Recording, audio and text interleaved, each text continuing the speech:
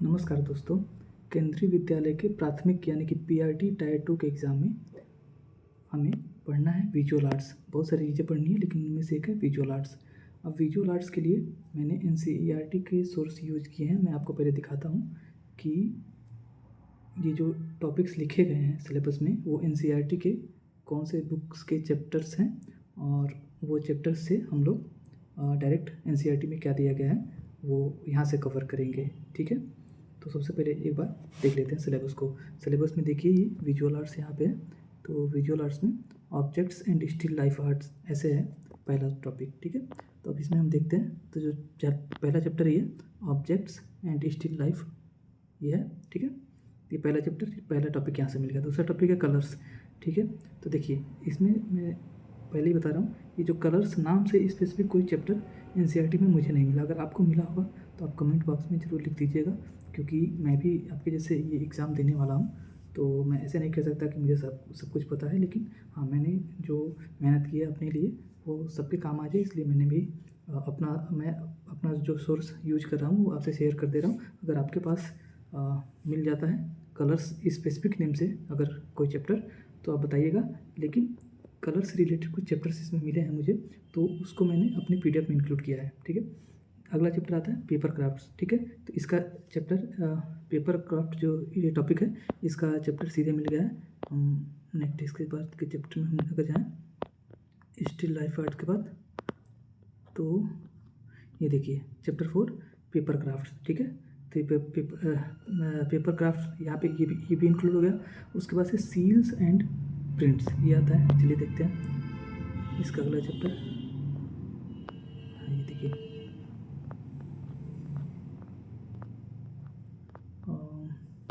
हाँ, chapter 5 seals and prints. ठीक है, तो ये भी हो गया। अब हमारे पास दो चैप्टर बचते हैं, local art forms of state और ये कलर्स। तो इसके बाद फिर देखिए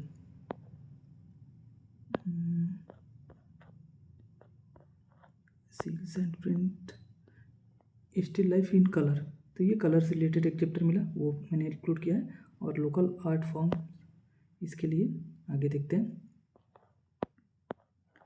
arts of the people with the people for the people. ठीक है, local art forms of states, arts of the people with the people for the people. तो एनसीईआरटी में जुड़ने पे मुझे ये विजुअल आर्ट्स के जो टॉपिक्स हैं उससे रिलेटेड ये चैप्टर्स मिले हैं, तो उसको मैंने इंक्लूड किया है।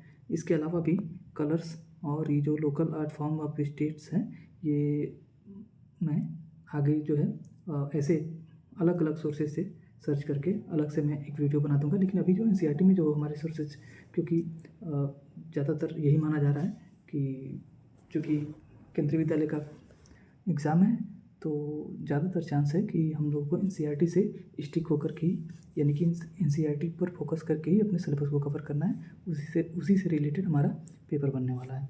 तो पहले हम एनसीईआरटी को कवर कर ले रहे हैं, उसके अलावा अदर सोर्सेज को भी कवर कर लेंगे। ठीक है, तो एनसीईआरटी में ये जो विजुअल आर्ट्स है इसमें ये टॉपिक्स हमको यहाँ से मिल जाते हैं। मैंने आपको सिलेबस दिखा दिया, और जैसे सिलेबस में जो जो टॉपिक्स लिखा है सेम उसी नाम से चैप्टर्स भी एनसीईआरटी में है, तो उसको मैंने इंक्लूड कर लिया है। अब इसको एक बार पढ़ लेते हैं, उसके बाद से आगे के टॉपिक्स हम धीरे धीरे करके सारे कवर कर लेंगे हमारे चैनल पे। तो वीडियो को लाइक कर दीजिए और कमेंट में अगर आपको और कुछ सोर्सेज की जानकारी हो तो कमेंट कर दीजिए, या फिर ऐसे भी आप कमेंट कर सकते हैं। और चैनल को सब्सक्राइब कर लीजिए, क्योंकि हमारा वीडियो, ये तो मेरा पहला वीडियो शायद होगा मेरे चैनल पे, तो चैनल को सब्सक्राइब कर लीजिएगा ताकि हम जो है थोड़ा सा इंटरेक्ट करके एक दूसरे से और अपनी स्टडी को जारी रख सकें। ठीक है, अब हम ये पीडीएफ को स्टार्ट करते हैं। सिलेबस को मैं यहाँ से हटा दे रहा हूँ।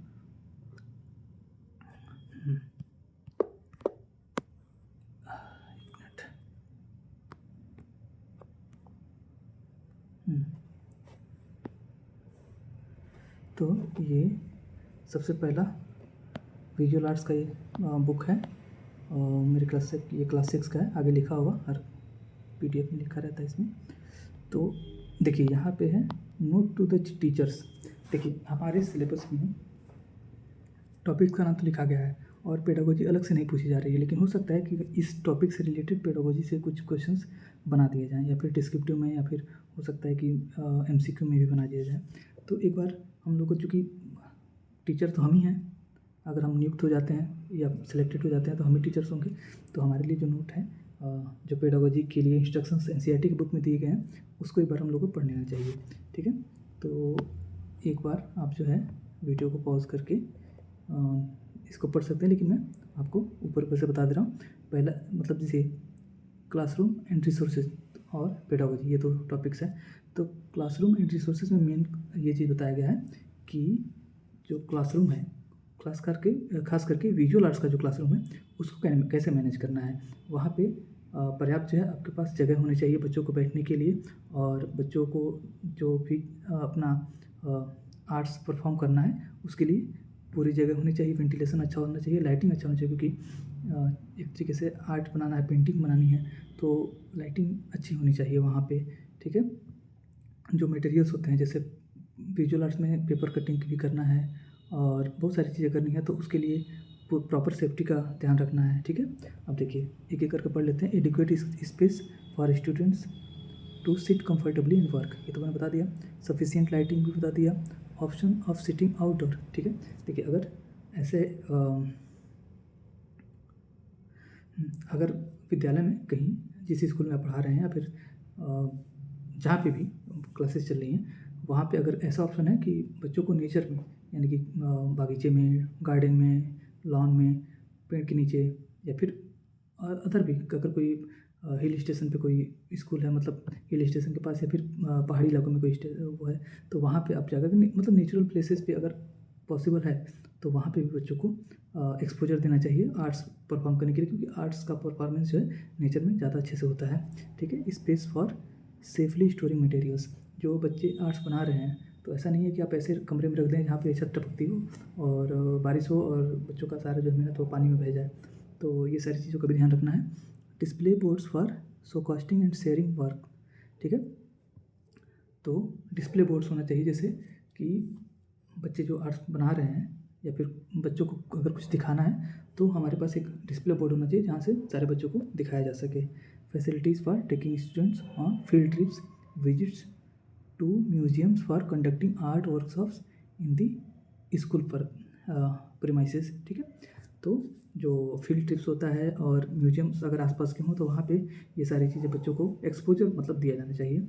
और ये प्रोजेक्टर, कंप्यूटर, स्पीकर्स, ये सब जो आईसीटी से रिलेटेड जो हमारे पास आज के समय में जो रिसोर्सेज हैं उसका इस्तेमाल करना चाहिए आर्ट्स को अच्छे से समझाने और सिखाने के लिए। ठीक है, तो ये क्लासरूम का जो मैनेजमेंट है इससे रिलेटेड है। और पेडागोजी में बच्चों को जो है अपने खुद के आइडियाज़ को हम यहाँ पे थोड़ा सा मार्क करते चलते हुए हैं, अपने खुद के आइडियाज़ को एक्सप्रेस करने पे फोकस करना चाहिए। ठीक है, टीचर का काम है, हमारा काम है, टीचर्स का काम है कि बच्चों को हम इनकरेज करें कि वो अपने खुद के आइडियाज़, खुद के इमेजिनेशंस को, खुद के इमोशंस को एक्सप्रेस करें। ठीक है, आगे prioritize activities that allow students to explore, investigate, experiment and have dialogue in classroom। ठीक है, तो बच्चों को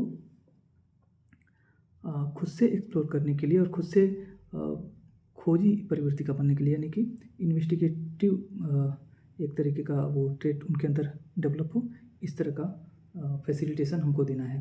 ठीक है, include outdoor activities, field trips to museum, CBSE, art galleries, art studios, as well as local park, garden, market, festival and fairs where students get opportunity to observe the life and culture around them। ठीक है, आगे चलिए बताते हैं।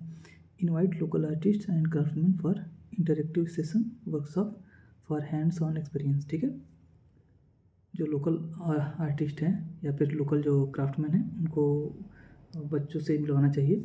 और आगे inculcate simple habit of cleaning up. जो भी बच्चे कार्य करते हैं उसके बाद से चीज़ों को साफ़ सुथरा रखें, मतलब कि ऐसा नहीं कि बच्चे पेंटिंग बना रहे हैं तो क्लासरूम की पूरी फ्लोर को गंदा करके ऐसे छोड़ के चले गए, है ना। तो आर्ट्स के साथ साथ सफाई भी एक तरीके का आर्ट ही है। और तो अपने चीज़ों को संभाल के रखना, अपनी चीज़ों को सहेज के रखना, और जिस जगह पे बच्चे आर्ट परफॉर्म कर रहे हैं वहाँ पे सफाई का ध्यान रखना, और जो चीज़ों को इस्तेमाल करने के बाद से जहाँ पे से उठाया है, जहाँ पे उसको रखना चाहिए वहाँ रखना, ये सब हैंडलिंग का काम भी स्कूल में सिखाया जाना चाहिए। फिर आगे students should participate in taking decision in selecting and displaying art work. ठीक है, अब जैसे हाँ बच्चों को खुद से डिसीजन लेना चाहिए कि वो कौन से आर्ट को अच्छे से परफॉर्म कर पा रहे हैं और उसमें किस तरह से उनको परफॉर्म करना चाहिए, ठीक है। और इसके बाद से avoid drawing on board in notebooks and show students how something is drawn, ठीक है। देखिए ये सबसे इम्पॉर्टेंट चीज़ है, इसको ज़रा ध्यान से देख लीजिए। ये कह रहा है कि अवॉइड ड्राइंग ऑन बोर्ड्स और in notebooks to show student how something is drawn, ठीक है। अब ये टीचर्स को चाहिए कि वो बच्चों को ना सिखाएं कि कोई चीज़ कैसे ड्रॉ करनी है। उदाहरण के तौर पे जैसे किसी का चेहरा बनाना है तो हम ऐसे एक ट्रिक बना दें कि ऐसे ऐसे करके और ऐसे आप बनाओगे तो ये किसी का चेहरा बन जाएगा, ठीक है। अब अगर मैं ऐसे किसी बच्चे को बता दे रहा हूँ तो बच्चे के माइंड में वो चीज़ें सेट हो जाती हैं और वो हो सकता है कि आगे चल करके वो वही अप्रोच ले किसी का फेस बनाने के लिए, वो अपने आप की क्रिएटिविटी को एक्सप्लोर नहीं करेगा, है ना।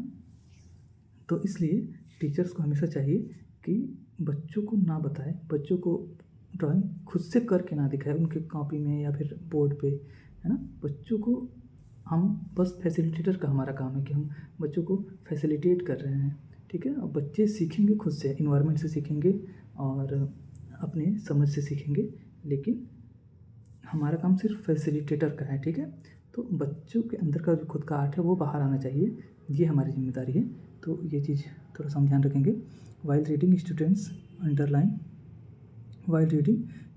Underline the element of art, line, shape, form, colour, value, texture and space, ठीक है। पढ़ते टाइम पे, ये पुस्तक पढ़ते टाइम, बुक्स को पढ़ते टाइम पे या फिर कुछ और भी पढ़ते टाइम में बच्चों में जो वहाँ पे आर्टिस्टिक चीज़ें लिखें उस पर बच्चों का ध्यान जाना चाहिए, है ना। कि समझ रहे हैं, शेप, फॉर्म, कलर, वैल्यू, ये सारी चीज़ों पे बच्चों का फोकस होना चाहिए। बच्चों की एक जो टेंडेंसी है, एक दृष्टिकोण है, वो आर्टिस्टिक होनी चाहिए। ऐसा हमारा प्रयास होना चाहिए, ठीक है। आगे चलते हैं। Activities under the heading continue. अच्छा, इस आगे जब हम ये PDF पढ़ेंगे या फिर ये बुक पढ़ेंगे तो उसमें कुछ ऐसे एक्टिविटीज़ दी हैं जिसमें कंटिन्यू लिखा गया है। इसका मतलब ये है कि वो सारी एक्टिविटीज़ को, जैसे कुछ तो ये करिकुलम है बुक का कि इतना तो कराना ही है आपको सिलेबस में, लेकिन उसके अलावा जो कंटिन्यू लिखा गया है वो एक्स्ट्रा अगर कोई बच्चा करना चाहिए, कोई टीचर एक्स्ट्रा कुछ कराना चाहता है तो वो कंटिन्यू सेक्शन में जो चीज़ें लिखी गई हैं उसको फॉलो कर सकता है, ठीक है। अब आगे हम आ जाते हैं अपने पहले चैप्टर पर। पहला चैप्टर है ऑब्जेक्ट एंड स्टिल लाइफ, ठीक है। ऑब्जेक्ट एंड स्टिल लाइफ, ये पहला चैप्टर है, ठीक है। अब देखिए हम देख लेते हैं स्टिल लाइफ क्या होता है। सबसे पहले तो जैसे इमेजिन कीजिए कि कोई ऐसा इमेज है जिसमें एक तेज़ चलती हुई गाड़ी को दिखाया जा रहा है ना। तो वो इमेज तो 2D ही है, इमेज तो रुका हुआ ही है, लेकिन उसमें जो पिक्चराइजेशन है वो तेज़ चलती हुई गाड़ी का है या फिर तेज़ दौड़ते हुए घोड़े का है। बहुत सारे फोटो आपने देखे होंगे जिसमें दौड़ते हुए घोड़ों को दिखाया जाता है और देख के लगता है कि ये घोड़े जो है दौड़ रहे हैं, तो वो स्टिल लाइफ नहीं है ना। तेज़ चलती हुई गाड़ी स्टिल लाइफ नहीं है। स्टिल लाइफ का मतलब जैसे ये सब इमेजेस देखिए, ये पॉट्स रखे गए हैं यहाँ पे, है ना। ये मेज पे कुछ सामान रखा गया है या फिर यहाँ पे ये सारी चीज़ें जो रखी गई हैं, ये निर्जीव जो चीज़ हैं, जो एक तरीके से स्टिल भी हैं, रुकी हुई हैं, इनमें जान नहीं है, इनमें कोई मोशन नहीं है, और उनको जो है हमने या फिर जो आर्टिस्ट हैं उन्होंने पेंट किया हुआ है या फिर उनकी ड्राइंग की हुई है, तो इसको हम स्टिल लाइफ बोलते हैं, ठीक है। तो स्टिल लाइफ क्या होता है, इस चीज़ को सबसे पहले समझ लेना चाहिए, ठीक। अब इसमें आगे पढ़ेंगे तो यही सब मिलेगा आपको। आप एक बार ये करके आप पढ़ भी सकते हैं इसको, लेकिन चीज़ें यही हैं अगर आप देखेंगे तो, ठीक है। अब देखिए, अब इसमें आगे एक्टिविटी बनाती है, ठीक है। तो एक्सप्लोर ऑब्जेक्ट्स फ्रॉम सराउंडिंग, इसमें ऐसे कह रहे हैं ना कि सबसे पहले हम क्या करेंगे कि स्टिल लाइफ पेंटिंग बनाने के लिए बच्चों को जो ये करिकुलम यहाँ पर दिया गया है, तो उसके अंतर्गत ये है कि सबसे पहले हम अपने आसपास में चीज़ों को चूज करेंगे कि हमें किन स्टिल लाइफ या फिर किन ऑब्जेक्ट्स का, किन निर्जीव चीज़ों का पेंटिंग या ड्राइंग बनाना है, ठीक है। तो पहले उन चीज़ों को वो करेंगे, पहचान करेंगे। उसके लिए क्या करना है कि हमारे आसपास की सारी चीज़ों को पहले हम 5 मिनट अच्छे से देखेंगे, सिर्फ देखेंगे, उन पर फोकस करेंगे, ठीक है। ऐसे करके फिर हम उससे पहचान करेंगे। आगे एक बार पढ़ लेते हैं। Look around you and observe the various objects. What material is each object made of? Pause and think about why they are of particular shape. Is there a reason behind their shape and form? And also observe space around these objects. Move around and observe the objects from different angles. After spending some time observing, select 2 or 3 objects you would like to draw. Okay? तो वही कह रहा है जो मैंने बताया कि आप अपने आसपास की चीज़ों को पहले देखिए, ऑब्जर्व कीजिए अच्छे से और देखिए कि उनका शेप क्या है, उनका शेप क्या है और क्यों ऐसे शेप है। ठीक है, जैसे अब एक यहाँ पे ये घड़ा है, तो घड़ा ये गोल ही क्यों है? ये बच्चों को सोचने की एक प्रक्रिया डेवलप की जानी चाहिए ताकि उसके अंदर क्रिएटिविटी डेवलप हो सके, है ना। और इस तरह से थोड़ी देर ऑब्जर्व करने के बाद से और तब जो है डिसाइड करें कि हमको किन किन ऑब्जेक्ट का स्टिल लाइफ पेंटिंग बनाना है। ठीक है, आगे चलते हैं। Activity 2, draw objects in different ways. ठीक है, तो इनके कहने मतलब कि जो ऑब्जेक्ट्स हैं तो उनको अलग अलग तरीके से रख करके, अलग अलग एंगल्स पे रख करके, ठीक है, तब डिसाइड करें हम कि किस तरह से हमको बनाना है, किस एंगल पे रखना है, किस पोजीशन पे रखना है, कौन से ऑब्जेक्ट को किसके ऊपर रखना है, कौन से ऑब्जेक्ट को थोड़ा टिल्ट करके तिरछा करके रखना है, ये सारी चीज़ों का भी ध्यान रखना है। जैसे अब एक बार पढ़ लेते हैं। Every person draw differently. This makes their expression unique. Okay, here are some ideas you can try. You can draw an object using your continuous line. Okay, this means you cannot pick up pencil from paper while drawing the object. Ask your classmate if they can identify the object from this drawing. Okay, you can draw different parts of the object. For instance, while drawing a water bottle, draw each part, cap, container and so on separately. Notice difference in proportion. ठीक है, आगे third point, try to draw the same object from 3 different angles. Change your position and move the object around. You can place the object on floor or even hang it. After you finish your 3 drawings, share them with your classmates. Which of the 3 angles do they find most interesting? Okay, अब चलिए देखते हैं ये जो 3 point इन्होंने बताया activity 2 के अंतर्गत। तो पहले तो ये है कि 2 तरीके से कोई चीज़ को ड्रॉ किया जा सकता है। जैसे ये पेंटिंग में देखें अगर, तो इस पेंटिंग में ऐसे किया गया है कि बिना पेंसिल को उठाए पूरी पेंटिंग को ड्रॉ किया गया है ना। और अगर हम ये वाले पे अगर हम जूम करते हैं तो ये भी वैसे ही लग रहा है कि बिना पेंसिल को उठाए पूरी पेंटिंग को ड्रॉ किया गया है ना। लेकिन हाँ, ये वाले इसको अगर हम देखें तो यहाँ पे तो पेंसिल चला है, लेकिन यहाँ पे पेंसिल को मतलब उठाना पड़ा। जैसे एक बार ऐसे ये लाइन खींचा, फिर यहाँ से जोड़ के फिर ऐसे लाइन खींचा। ठीक है, तो कुछ लोग पेंटिंग ऐसे बनाते हैं कि पेंसिल को पेपर से बिल्कुल उठाते ही नहीं हैं, और कुछ लोग अलग तरीके से बनाते हैं। तो हर इंसान का जो ड्राइंग करने का यूनिक तरीका होता है। कोई ज़रूरी नहीं कि यही 2 तरीके होते हैं, बहुत सारे तरीके होते हैं। यहाँ पर समझाया गया है उदाहरण दे करके कि हर इंसान के पेंटिंग करने का तरीका अलग होता है। ठीक है, दूसरा पॉइंट में यह है कि जो ड्राइंग है, जैसे एक वाटर बॉटल बनाना है तो एक ही बार में नहीं बनाना है। मतलब जैसे बिना पेंसिल उठाए ऐसे नहीं बनाते, हम बॉटल को अलग बनाएं, कैप को अलग बनाएं। ठीक है, तो अलग अलग जो पार्ट्स हैं किसी ऑब्जेक्ट के उसको अलग अलग बनाएं और फिर हम ऑब्जर्व करें कि हमने जो बनाया है तो उसका प्रोपोर्शन क्या है। ऐसा तो नहीं कि इतना बड़ा बॉटल है और उसका कैप इतना बड़ा बना दिया, है ना। तो ये सारी चीज़ों को भी ऑब्जर्व करना है, क्योंकि सीखने के क्रम में सारी चीज़ों को सीखना ज़रूरी होता है। थर्ड पॉइंट है कि एक ही ऑब्जेक्ट को 3 अलग अलग एंगल से बना करके ट्राई करें। जैसे अगर हम कोई कैसे होता है, अगर हम कोई ये एग्जाम्पल लेते हैं सुराही का, तो सुराही तो गोल है, किधर से भी बनाएंगे तो एक ही जैसे दिखेगी, है ना।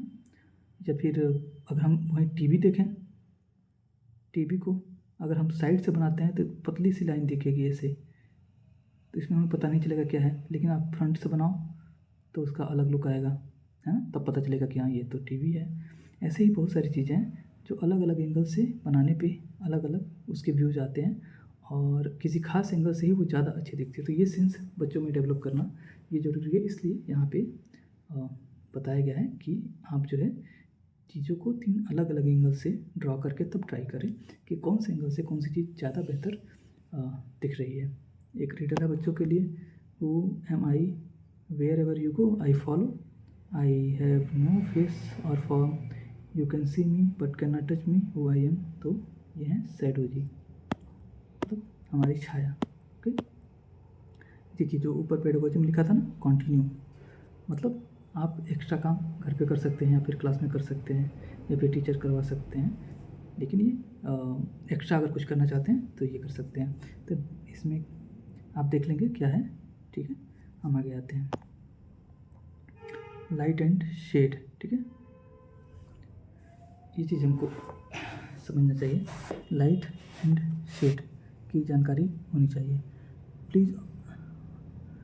Place different objects in front of you, observe their shape, shade, shadow and how light falls on each of them.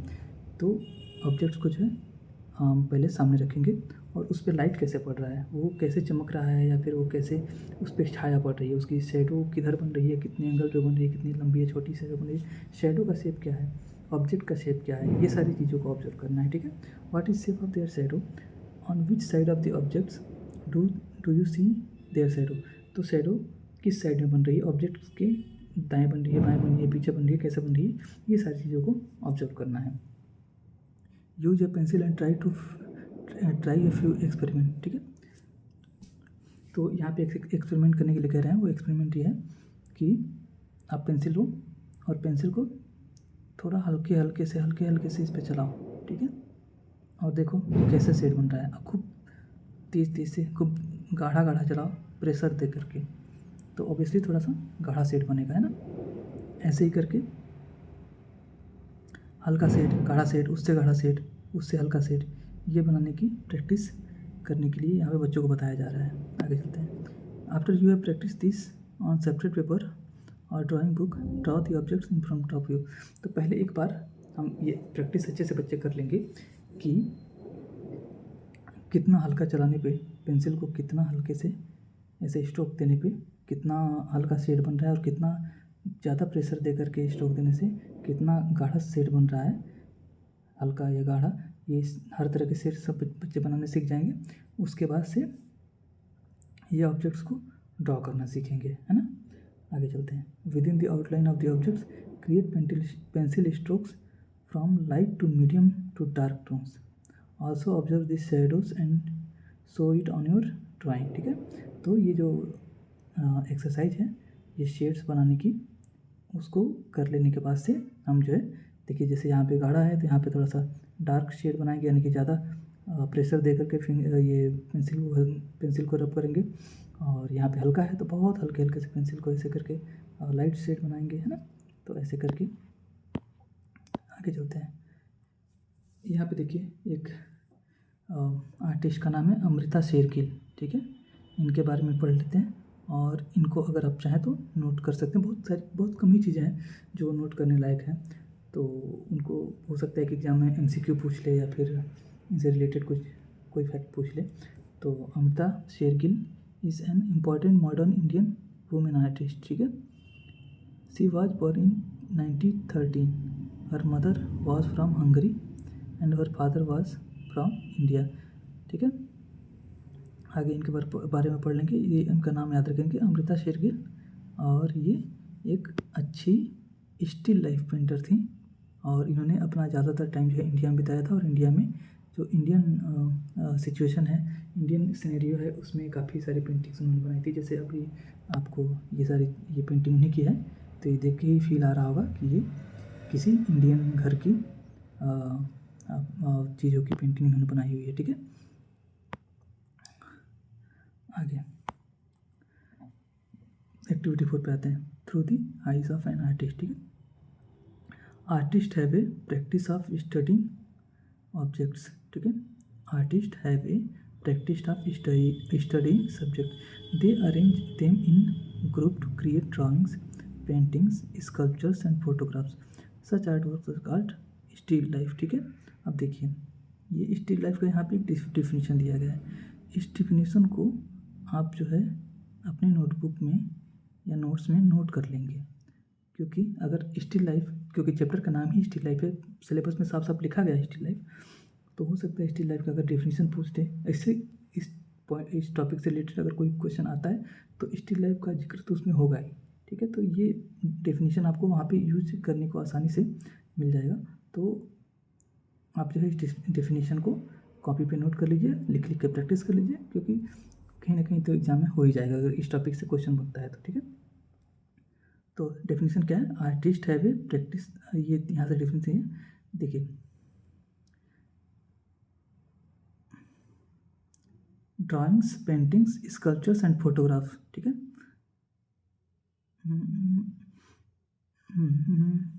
यहाँ से in still life a lot of thought is given to the choice of object and how they are arranged. ठीक है, आगे देखिए यहाँ पे main definition आपको मिलेगा, flower, plants, vegetables, fruits, food items, clothing, tools and other household objects are also included in a still life arrangement. Why do you think it is called a still life? If an object does not have life, would it be a still life?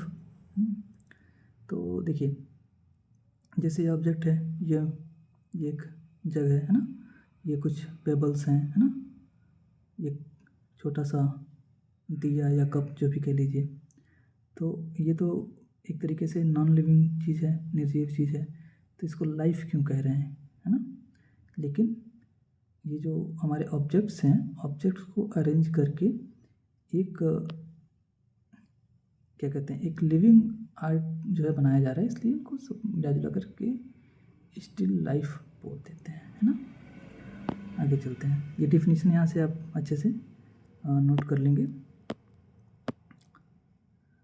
Activity 5, create your own still life. ठीक है, तो अब देखिए बच्चों को कैसे practice कराया जा रहा है। यहाँ पर एक नहीं 3 ऑब्जेक्ट्स रख दिए गए हैं, वाटर बॉटल है, कंपास है और ये है प्रोटेक्टर। ठीक है, वाटर बॉटल है, कंपास बॉक्स है और प्रोटेक्टर है, तो ये 3 चीज़ों को यहाँ पे रख दिया गया है।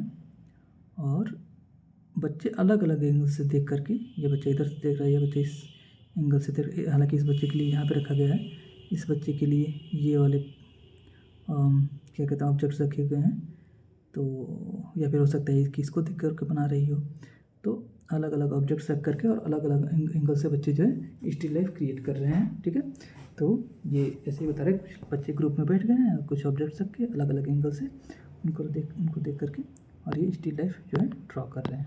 ओके, आगे एक्टिविटी 4, ड्राइंग फर्नीचर। यहाँ पे देखिए मेन चीज़ जो आप अगर पूरा पढ़ेंगे तो इसमें समझने वाली है कि ये एक चेयर है। ठीक है, अब इस चेयर में अगर एक्चुअल में देखें तो जो ये वाली लंबाई होती है वही लंबाई ये वाली भी होती है। ठीक है, लेकिन ड्राइंग में या पेंटिंग में ये वाली लंबाई थोड़ी सी ज़्यादा बनाई गई है और ये वाली लंबाई थोड़ी छोटी बनाई गई है। इससे देखने से ये फील ये आता है कि ये वाला हिस्सा आगे है और ये वाला हिस्सा पीछे है। तो ये इमेज को, चेयर की इमेज को एक 3D फील दे रहा है ना। ये आगे का पोर्शन को बड़ा करने से, पीछे के पोर्शन को छोटा करने से एक 3D फील आ रहा है। तो इसी तरह से कोई भी यहाँ पे जो लिखा गया है कि कोई भी जो फर्नीचर है आपके घर में, आप बैठ के उसको ऑब्जर्व कीजिए कि उसके जो एजेज हैं, ठीक है, उसके जो किनारे हैं वो किस प्रोपोर्शन में आपको दिखाई दे रहे हैं। ऑब्वियसली जो किनारे जो हैं फर्नीचर के आपके पास होंगे वो थोड़ा बड़े दिखाई देंगे, जो दूर होंगे वो थोड़ा छोटे दिखाई देंगे। तो हमको जब आर्ट बना रहे हैं तो वहाँ पे भी इन चीज़ों का अगर हम ध्यान रखेंगे तो हमारा जो इमेज है 3D इमेज बन के सामने आएगा। ओके, अब यहाँ पे एक मेक अ फ्लिप बुक, ठीक है। ये फ्लिप बुक अगर आपने देखा होगा बहुत सारे फ्लिप मतलब जगहों पे हो सकता है आपने देखा हो। तो फ्लिप बुक क्या होता है और कैसे बनाएं, यहाँ पे स्टेप दिया गया है। तो ऐसे है कि A4 साइज़ है, आप एक A4 साइज़ को 8 पार्ट में ऐसे काट लेंगे, ठीक है। उसको स्टेपल कर लेंगे। अब हर एक पेज पे जैसे सबसे पहले जो लास्ट वाला पेज है, तो लास्ट वाले पेज पे एक इमेज बनाएंगे, ठीक है। और उस इमेज के जो ऑब्जेक्ट्स हैं उनको थोड़ा सा अपने जगह से, जैसे कैप यहाँ पे बच्चे ने लगाया है, तो इस कैप को थोड़ा सा ऊपर किया, इस वाले स्टेप में थोड़ा सा और ऊपर किया, इस वाले स्टेप में थोड़ा सा और ऊपर किया, है ना। और इस वाले स्टेप में बिल्कुल ऐसे कर दिया। तो ऐसे करेंगे और सारे जो कटिंग्स है पेपर के सब पे ड्राइंग कर लेंगे अच्छे से। और उसके बाद से जब हम ऐसे एक के बाद एक तेज़ी से पेजेस को टर्न करेंगे तो हमें ऐसे दिखाई देगा कि ये एक वीडियो जैसे दिखाई देगा, जैसे लगेगा कोई वीडियो है जिसमें इसका कैप जो है सर से उड़ करके बाहर जा रहा है ना। अब अगला चैप्टर आ जाता है पेपर क्राफ्ट, ठीक है। इसको भी हम लोग पढ़ लेते हैं। उसके बाद से बाकी के 2 चैप्टर्स को हम नेक्स्ट वीडियो में पढ़ लेंगे, है ना। तो पेपर क्राफ्ट में ये तो इंट्रोडक्शन वाला पार्ट है, आप ऐसे पढ़ लेंगे। हाँ, यहाँ पे देखिए एक खास चीज़ आ जा रही है, Indian art tradition such as Sanjhi paper cut, ठीक है। सांझी पेपर कट ये जो है एक्चुअली रंगोली बनाने के लिए यूज होता है, ठीक है।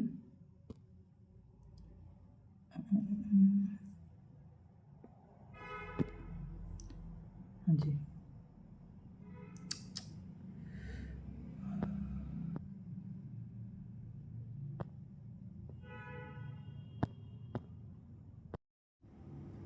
हाँ, तो हम ये पेपर क्राफ्ट पढ़ रहे थे, थोड़ा सा ग्लिच आ गया था कुछ, ठीक है। तो इसमें यहाँ पे हमने नोट किया कि सांझी एक जो है आर्ट होता है, पेपर कट आर्ट होता है। इसका काम रंगोली बनाने के लिए होता है, शायद महाराष्ट्र में यूज किया जाता है। ये आगे आएगा तो इसको हम नोट कर लेंगे, हो सकता है एग्जाम में MCQ में ऐसे पूछ लें। इस चैप्टर में आता है एक्टिविटी 1 पेपर फोल्डिंग, ठीक है। तो देखिए पेपर आर्ट में चैप्टर का नाम ये पेपर क्राफ्ट्स, ठीक है। तो इसमें पेपर फोल्डिंग एक पेपर आर्ट के रूप में होता है। बचपन में सबने बनाया ही होगा, पेपर फोल्ड करके नाव बनाना, चाहे बहुत सारी चीज़ें हैं, कमल का फूल, मेंढक, जो भी है, जहाज़ तो सबने बनाया ही होगा, है ना, जो हवा में उड़ने वाला जहाज़ होता है। तो ये एक देखिए क्रेन है, ठीक है, लगभग नाव के शेप का ही है, थोड़ा सा इसको फोल्ड करके क्रेन बना दिया है। कैसे बनता है यहाँ पे ये है एक्सप्लेन, इसका कुछ यूज नहीं है हमारे लिए। एग्ज़ाम में तो मुझे नहीं लगता ऐसे कुछ पूछेगा कि पेपर का क्रेन कैसे बनता है, आप उसकी विधि बताइए। ये बच्चों को अगर बताना हो तो वैसे एक बार देख सकते हैं। हाँ, यहाँ पे जो कुछ लिखा है, तो ये ओरिगैमी एक टर्म यूज होता है जो जापानी टर्म है, ठीक है, जापानी टर्म है। और इसकी कहानी एक अच्छी सी दी हुई है। सडाको नाम की एक लड़की है, मतलब छोटी लड़की थी, जो जब जापान में न्यूक्लियर बम गिरा था तो उससे प्रभावित लड़की थी, हॉस्पिटल में थी। और इसकी एक अच्छी सी कहानी यहाँ पे मार्मिक दी हुई है। मतलब कहानी में ऐसे होता है कि ये लड़की, वहाँ का जो लोकल ट्रेडिशन होता है वो कुछ ऐसे माना जाता है कि ये जो क्रेन है, पेपर का क्रेन बनाने से मतलब बनाने वाले व्यक्ति की एज बढ़ती है, ठीक है। और ये जो है पेपर क्रेन, ये लड़की चूँकि वो विक्टिम रहती है एक तरीके से न्यूक्लियर अटैक का, तो वो हॉस्पिटलाइज रहती है। तो उसको लगता है कि वो छोटी लड़की रहती है, छोटी सी बच्ची, उसको लगता है कि हम ज़्यादा से ज़्यादा पेपर क्रेन बनाऊंगी तो मेरी एज बढ़ जाएगी। तो वो 1000 पेपर क्रेन बनाने का टारगेट रखती है, लेकिन समहाउ 644 पेपर क्रेन तक बना चुकी होती है, तब तक उसकी डेथ हो जाती है। तो ये सब कहानी है। आप इसकी वजह से देखिए people from all over the world make paper cranes and send it to children's peace monument in Japan, ठीक है। इसके वजह से ये पेपर पेन एक सिंबल बन गया और उसको जो है लोग भेजते हैं यहाँ पे जापान में जो बच्चे आहत हुए थे उस घटना से उनके लिए, ठीक है। Paper cranes have become a symbol of peace, ठीक है। चलिए, ये हालांकि ये स्टोरी बहुत काम की नहीं होगी, लेकिन हाँ ये ओरिगामी ये नाम जो है ये हम नोट कर लेंगे, इसको ध्यान में रखेंगे। आगे चलते हैं। एक्टिविटी 2 है पेपर कटिंग। तो वो था पेपर फोल्डिंग और ये है पेपर कटिंग।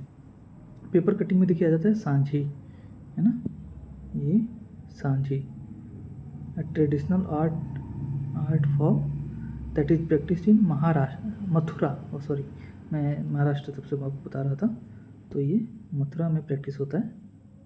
और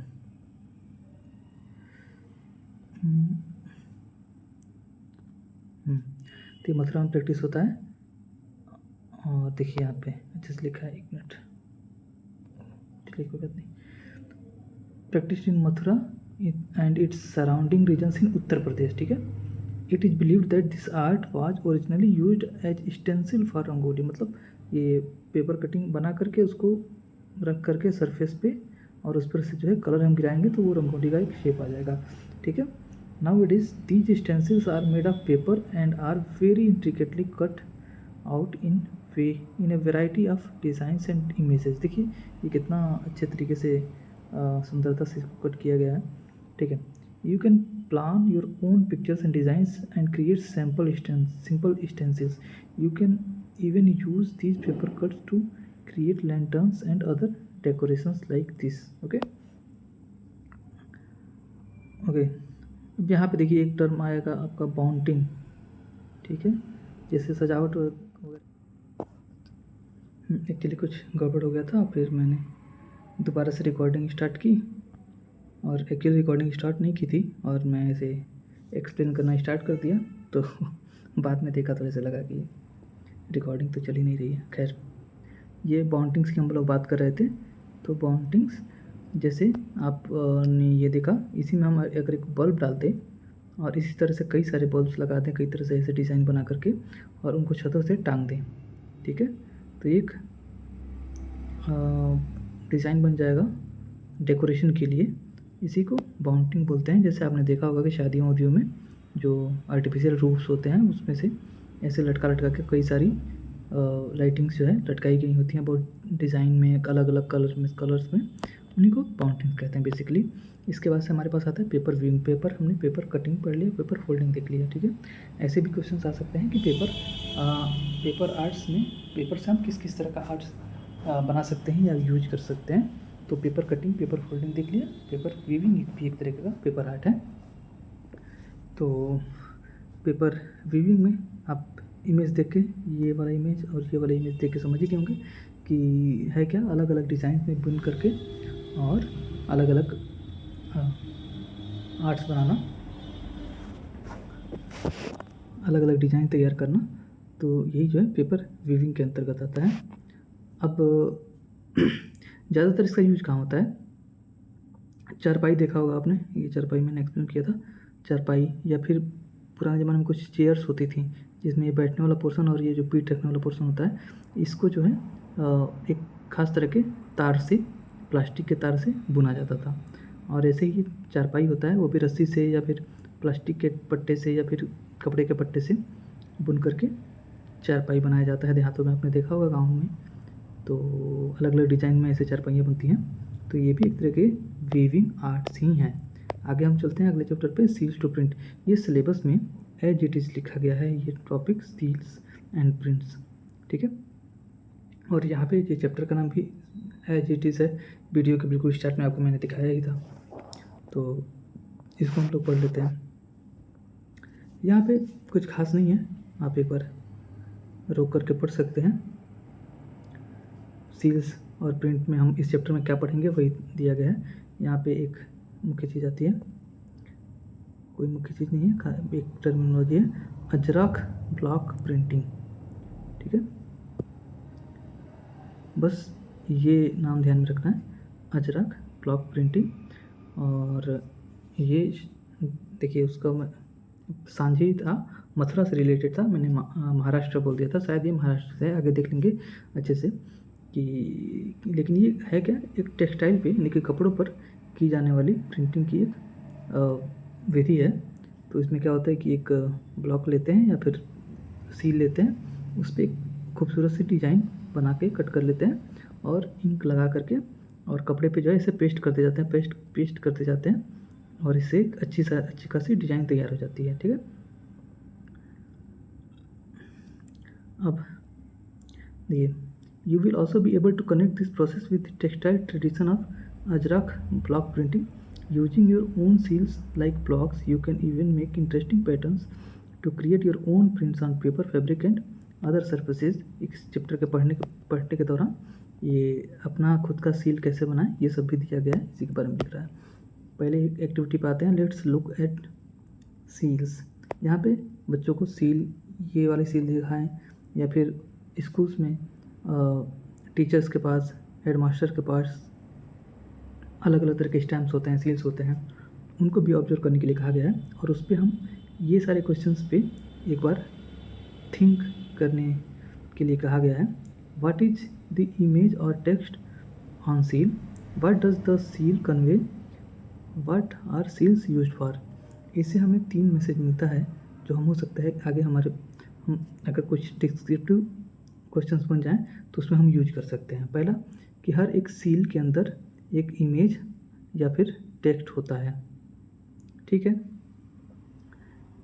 ये इमेज और ये टेक्स्ट कुछ ना कुछ मैसेज कन्वे करता है। ठीक है, और हर एक सील का कुछ प्रैक्टिकल यूज होता है, अलग अलग तरीके का यूज होता है एक्चुअली। तो ये 3 मैसेज हमें सील्स को ऑब्जर्व करके पता चलता है और ये तीनों चीज़ों को हम एग्ज़ाम में लिख सकते हैं। आगे ये एक पैराग्राफ आता है जिसको हम अपने नोटबुक में नोट करके लिख सकते हैं। ये भी हो सकता है सील के बारे में कि सील एक्चुअली होते क्या हैं और सील का वर्क क्या है। अगर ऐसे कुछ क्वेश्चन आ जाए तो वहाँ पे ये पैराग्राफ हम राइटिंग में यूज कर सकते हैं। ठीक है, seals can have a picture, symbol और text. Okay, they gives us clues about the lives, routines, social positions and beliefs of individuals, societies, kingdoms, institutions and organization। तो यानी कि ऑर्गेनाइजेशंस, इंस्टीट्यूशन, किंगडम, सोसाइटीज़ या individual, ये लोग seal का use कर सकते हैं। क्यों? वो अपना रूटीन, अपनी लाइफ्स के बारे में, अपनी सोशल पोजीशन और अपने बिलीव्स के बारे में बताने के लिए। आगे लुक एट द सील्स, ये सारे सील्स को देखिए और ऑब्जर्व कीजिए। ठीक है, कि ये क्या मैसेज कन्वे कर रहे हैं। हालांकि ये इंडस वैली सिविलाइजेशन के सील्स क्या मैसेज कन्वे कर रहे हैं बड़े बड़े हिस्टोरियंस को आज तक नहीं पता चला, लेकिन फिर भी बच्चों की थिंकिंग कैपेसिटी बहुत ज़्यादा होती है और बच्चों को हमें एक थिंकिंग क्रिएचर बनाना है। तो बच्चे बचपन से दिमाग लगाते रहेंगे तो ये उनके लिए अच्छा रहेगा।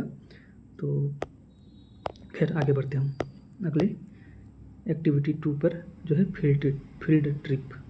फील्ड ट्रिप में एक्चुअली क्या है कि पास के पोस्ट ऑफिस है या फिर बैंक है या फिर इस तरह के कोई गवर्नमेंट इंस्टीट्यूशन है जहाँ पे स्टैम्प्स का, सील्स का बहुत ज़्यादा इस्तेमाल किया जाता है, वहाँ पे हम बच्चों को ले जाते हैं और बच्चों को वहाँ दिखाएंगे कि ये मटेरियल्स कौन सा स्टैम्प में वो यूज करते हैं। ठीक है, पोस्टल सर्विस का लोगो क्या है या फिर जो इंस्टीट्यूशन में जा रहे हैं उस इंस्टीट्यूशन का लोगो क्या है और ये सील से क्या इन्फॉर्मेशन मिलता है, ऐसी चीज़ों को बच्चे ऑब्जर्व करेंगे। तो ये एक उनके लिए अच्छी एक्सरसाइज रहेगी। ठीक है, ये हैव ए कन्वर्सेशन, मतलब आप अपने घर में बड़े लोगों से, उनके पास कोई सील या कोई मोहर की एग्जांपल है तो उनको लेकर के बच्चे ऑब्जर्व करें, कुछ खास नहीं है इसमें। ये एक्सपेरिमेंट बचपन में सबने किया होगा, सिक्के के ऊपर पेपर रख के और उस पर ऐसे पेंसिल से रब करते हैं तो ऐसा कुछ बन जाता है। ठीक है, activity 3 make your own seal. यहाँ से अपना खुद का सील कैसे बनाना है, तो उसके लिए देखिए पहला step, test with found objects. ठीक है, कुछ जो आसानी से मिलने वाले ऑब्जेक्ट्स हैं, जैसे क्ले डॉप लेंगे और जैसे बटन हो गया, बॉटल हो गया, बॉटल कैप्स हो गया, स्टिक्स, लीव्स, कॉइन्स, ये सब लेकर के क्ले पर या फिर डो पर या क्ले पर इम्प्रेशन बना करके देखेंगे कि किस तरह के मटेरियल्स सील को बनाने के लिए यूज किए जा सकते हैं और किस तरह के मटेरियल किस तरह के इम्प्रेशन बनाते हैं। तो एक्चुअली सील की वर्किंग क्या होती है उसको समझने के लिए ये पहला स्टेप बच्चों को समझाया गया है। दूसरा स्टेप है कि अपने सील को डिज़ाइन करना है। डिज़ाइन करने के लिए एक face, leaf, flower, fruit, object, animal, letter या आइकन कुछ भी लेकर के या फिर कोई टेक्स्ट लेकर के एक डिज़ाइन बना सकते हैं अपनी यूनिक, जो एक खास मैसेज रखता हो, जो आपसे रिलेटेड हो किसी ना किसी तरीके से। ठीक है,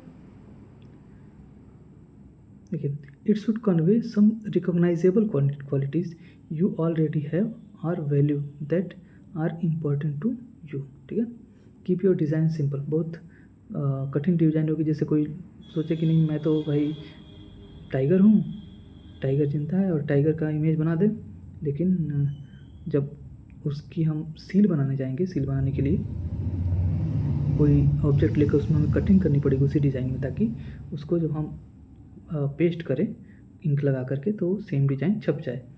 तो वो पेपर पे बना तो आसान हो सकता है, लेकिन इसमें उसकी कार्विंग करनी, उसकी कटिंग करनी बहुत मुश्किल हो सकती है, तो डिज़ाइन को सिंपल रखेंगे। ठीक है, अब ये स्टेप 3 है, मेक योर ओन सील। तो सील बनाने के लिए जो भी चीज़ें ज़रूरी होती हैं उनको हम कलेक्ट करेंगे, और उसके कुछ इजी ऑप्शंस अगर अवेलेबल हैं, जैसे pieces of cardboard, clay, jute rope, sponge, rubber, ये सब अगर मिल जाते हैं तो इसका यूज़ कर सकते हैं। ठीक है, अब इनके जो सरफेस है उसको फ्लैट करेंगे, जो भी हमने मटेरियल चूज किया हो सील बनाने के लिए, और उस पर जो है अपना डिज़ाइन जो है कार्व करेंगे आसानी से। अगर आसानी से कार्व हो जा रहा है तो ठीक है, अगर डिफ़िकल्ट हो रहा है तो अपने डिज़ाइन को थोड़ा सा और आसान कर लेंगे। ठीक है, आगे चल के ऐसे करके हम कार्व कर लेंगे, हमारे पास एक सील तैयार हो जाएगी। और सील को टेस्ट करने के लिए देखिए, choose material and surface for stamping your seal. If your seal is rounded and not flat, you can press it on a wet clay और tub as you did it in first test of object. देखिए, जैसे अगर इस material पे हमने बनाया है, जैसे ये फ्लैट एक मटेरियल है और उस पर जो है ये कार्विंग की गई है, तो इसको तो हम फ्लैट सरफेस पे, जैसे पेपर पे या फिर कपड़े पे, इसको हम पेस्ट कर सकते हैं। लेकिन अगर हमारे पास कोई किसी ऐसे ऑब्जेक्ट पे किसी ने सील बना दी जो कि राउंड है, उसका सरफेस फ्लैट नहीं है, तो वो क्ले पर या डो पर उसको आजमा सकता है। ठीक है, if your seal is flat, try apply if your seal is flat, try applying paint और ink and stamping it on any paper. Okay, based on the result you can make changes and improvements to your seal design till you achieve the desired effect. ठीक, अब इसी topic से related अगली activity, printing. Now you have seal which can be use repeatedly. A rubber stamp pad has ink soaked within it. When we press the rubber seal into the stamp pad, it gets coated with ink which gets printed on paper by pressing. ये जो normal process होता है stamp लगाने का, वो देखा ही होगा आपने। This same process can be across many different traditional process of printing. Let's look at the process of hand block printing because it is quite similar to the rubber stamp. This is a carved wooden block, जैसे कि आप देख रहे हैं यहाँ पे patterns, where the patterns is raised. ये जो पैटर्न है ये ऊपर उभरा हुआ है और बाकी ऐसे गड्ढा बनाया गया है। ठीक है, तो बेसिकली यही सारी चीज़ें हैं कि इस तरह के पैटर्न्स को ऐसे लेकर के और फैब्रिक के ऊपर जैसे ये भाई साहब पेस्ट करते जा रहे हैं और इस तरह से खूबसूरत सी डिज़ाइन बनाते जा रहे हैं। तो ऐसे करते जाना है ना। अब यहाँ पे ये जो हमारी अजरक ट्रेडिशन है जो कि कच्छ गुजरात से रिलेटेड है। ठीक है, look picture of hand block printer and carefully place look at the picture of hand block printer and carefully place the inked block on cloth. The same block is used repeatedly to create continuous pattern. He is making a special textile called ajrak which is practiced in Kutch, Gujarat. ठीक, do you think you can create patterns with your seal? जैसे आपने बच्चे ने जो seal बनाया होगा क्या उससे कर सकते हैं? आगे यही सारी चीज़ें हैं। चलिए, स्टिल लाइफ इन कलर। तो एक जो कलर का हमारे पास सिलेबस में एक टॉपिक लिखा था,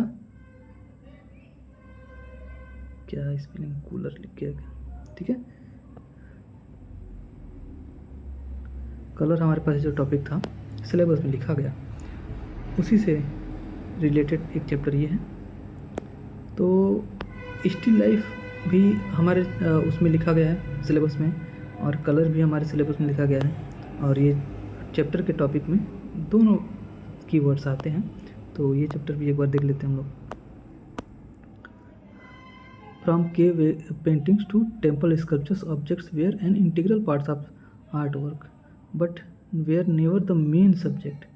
In Indian art, objects were depicted to convey symbolic meanings and were an integral part of the composition. For example, Dharma Chakra, the wheel of law, weapons and musical instruments were held by deities, coteries and so on. जैसे ये देखिए धर्म चक्र, ये देखिए कहाँ का है, सांची का है। यहाँ पे देखिए एक इमेज है, इस इमेज में ध्यान से अगर देखेंगे तो ये लोग झूला झूल रहे हैं, ठीक है। ये झूला झूल रहे हैं, ये स्टिल लाइफ नहीं है, ये मूवमेंट है इनका। यहाँ पे एक हम मूविंग इमेज क्रिएट कर रहे हैं, हालांकि हमारा स्टिल इमेज जो है रुका हुआ है, इमेज 2D है, लेकिन इससे हमें एक ऐसी भावना आती है, एक ऐसी थॉट आती है कि ये लोग मूव कर रहे हैं, ठीक है। लेकिन अगर हम इस इमेज को देखें तो यहाँ पे सारी चीज़ें, ये फ्लावर्स हैं या फिर फ्रूट्स हैं या फिर ये ऑब्जेक्ट्स हैं या फिर ये सारे ऑब्जेक्ट्स हैं या फिर ये सिंपल रखी गई हैं कहीं पे और रुकी हुई हैं। तो ये स्टिल लाइफ पेंटिंग्स हैं, और ये स्टिल लाइफ पेंटिंग इसको नहीं कहा जा सकता है, ठीक है। एक सेकेंड,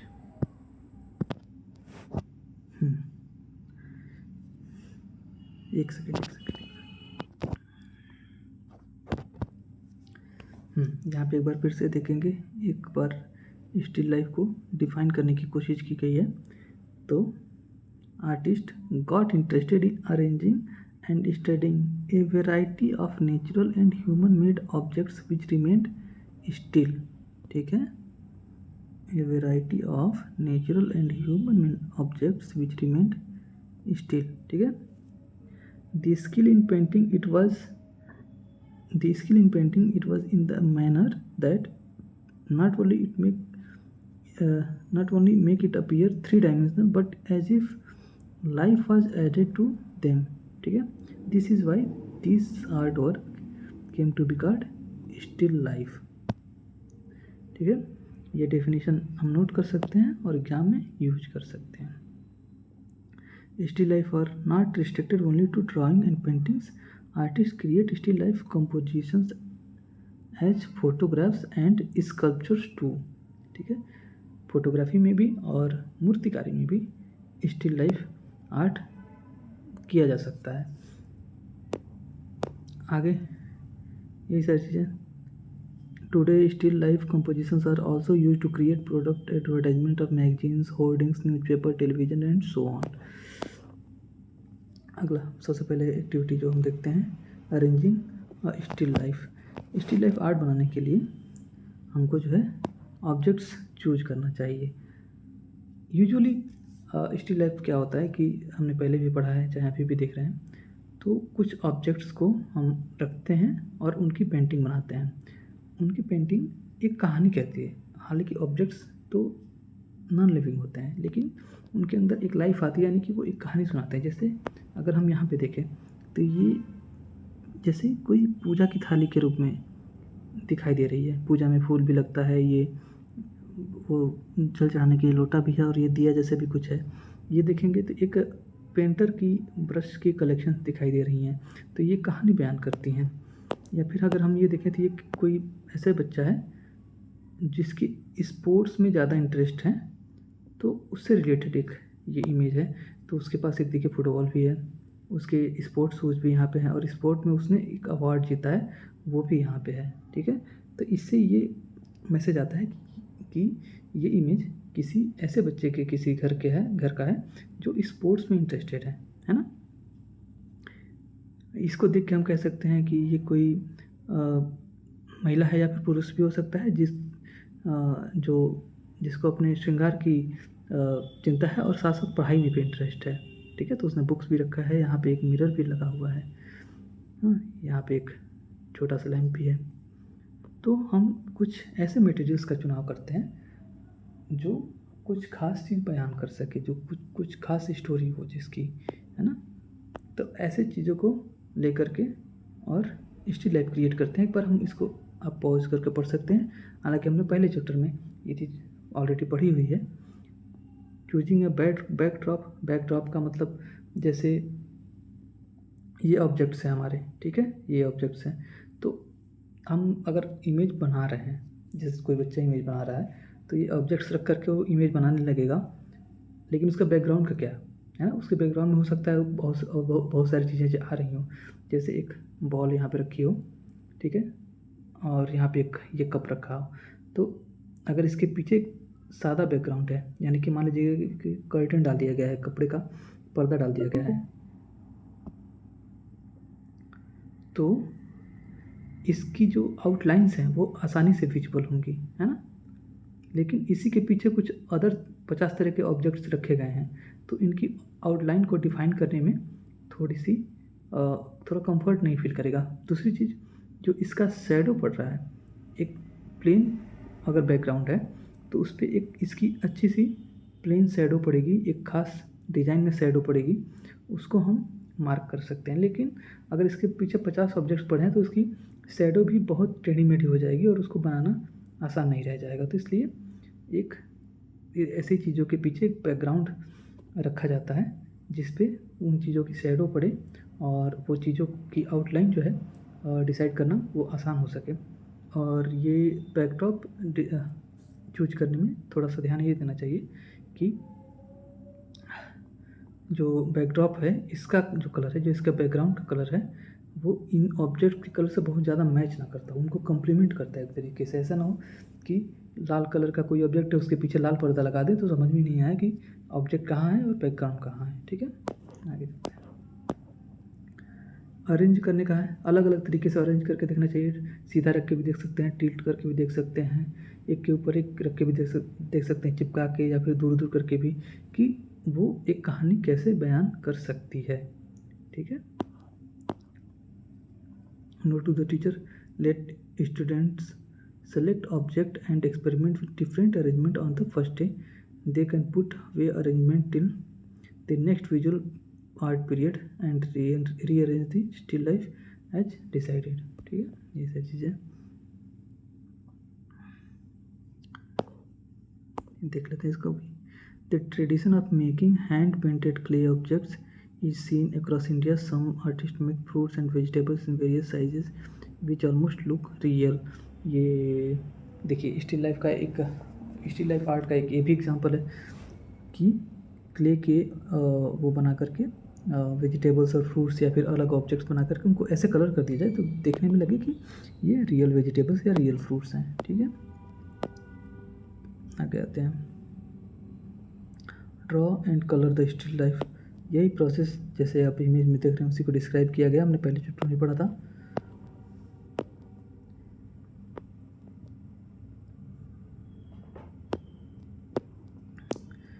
कलर का ध्यान रखने के लिए यहाँ पे बताया गया, वही सारी चीज़ें हैं, कुछ खास तो इसमें मुझे नहीं लगा। ये draw the contour using light lines, इसके पहले देखते हैं इसका पहला वाला स्टेप क्या था। 5 मिनट ऑब्जर्वेशन, वहाँ पे भी था कि आप देख करके 5 मिनट उसके बारे में थिंक करना है, चाहे ऐसे कुछ। तो ये यहाँ पे जो लिखा गया है वो ये है मुख्य तौर पे कि अगर इसका हमें बनाना है स्टिल लाइफ पेंटिंग तो हम एक फ्रेम हमारे पास होगा ही, इस पेपर पर बनाना है। सबसे पहले हम बाहर की जो लाइन्स हैं उनको ड्रॉ करेंगे, बीच की लाइन नहीं, पहले जो आउटर लाइन्स हैं उनको हम ड्रॉ करेंगे और फिर बीच वाली लाइन को हम ड्रॉ करेंगे। वो इसलिए ताकि हमारा प्रोपोर्शन ना बिगड़े, पता चले कि हम इस साइड से ड्रॉ करते जाए, हमने ज़रूरत से ज़्यादा बड़ा ड्रॉ कर दिया और इधर आते आते ऑब्जेक्ट्स जो है इनके बाहर चले गए, है ना। तो इसलिए हम जो बाउंड्रीज हैं चारों तरफ की, उधर की जो लाइंस हैं उनको हम पहले ड्रॉ कर लेंगे ताकि सारे आइटम्स जो हैं फ्रेम में अच्छे से फिट हो सके, ठीक। ऐसे ऐसे ट्रिक्स दिए हैं। हालांकि ये सारे ट्रिक्स तो किसी एग्जाम में डायरेक्ट हम लोग आने नहीं चाहिए। देखिए, कलर द स्टिल लाइफ को कलर करने के कौन कौन से तरीके हैं यहाँ पे देखिए। स्टिपलिंग विथ स्केच पेन, ठीक है, स्टिपलिंग विथ ऑयल पेस्टल, ये हैचिंग विथ कलर पेंसिल और brush stroke using poster colour. ये देख लेते हैं क्या क्या होता है। स्टिपलिंग विथ स्केच पेन्स होता है, जैसे स्केच पेन जो बचपन में हमने यूज किया है उसको ऐसे ऐसे ऐसे ऐसे, पता नहीं आपको समझ में आ रहा है कि नहीं, वो जैसे बिंदी बिंदी बिंदी बिंदी ऐसे डॉट डॉट डॉट डॉट ऐसे कर करके ऐसे भी कलर किया जाता है। ठीक, ये सेम चीज़ है। स्टिपलिंग उसी को कहा जाता है, ऐसे डॉट डॉट करके, है ना, बिंदी बिंदी बिंदी बिंदी करके ऐसे ऐसे एक कलर बना दिया जाता है, तो उसी को स्टिपलिंग बोला जाता है। तो ये वही स्टिपलिंग जो है ये ऑयल पेंट से है। और ये हैचिंग, हैचिंग क्या होता है कि जैसे उस पेंसिल को, कलर पेंसिल को, वैक्स को या फिर स्केच को अगर ऐसे ऐसे ऐसे ऐसे रब करके और फिर कलर किया जाता है, उसको हैचिंग बोलते हैं। तो ये देखिए यहाँ पे कैसे हैचिंग करके ये वाला कलर यहाँ पे डाला गया है, यहाँ पे भी हैचिंग करके शेड्स बनाए गए हैं, है ना। ये भी देखिए हैचिंग करके ऐसे ऐसे फिर ऐसे ऐसे शेड्स बनाए गए हैं। और ये है ब्रश, ये ब्रश स्ट्रोक से बनाए गए brush strokes using poster colours, ठीक है। तो ये कलरिंग करने के अलग अलग तरीके हैं। Artist who are known for their still lifes, ठीक है। यहाँ पे एक Paul Cezanne was a French artist of 19th century. He was known for experimenting with new techniques of painting which were not easily accepted by many during his time.